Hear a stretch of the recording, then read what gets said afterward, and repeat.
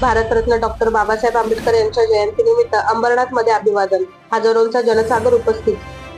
भारतीय संविधानाचे शिल्पकार व भारतरत्न डॉक्टर बाबासाहेब आंबेडकर यांच्या 135व्या जयंतीनिमित्त अंबरनाथ शहरात उत्साहपूर्व वातावरणात विविध कार्यक्रमांचे आयोजन करण्यात आले.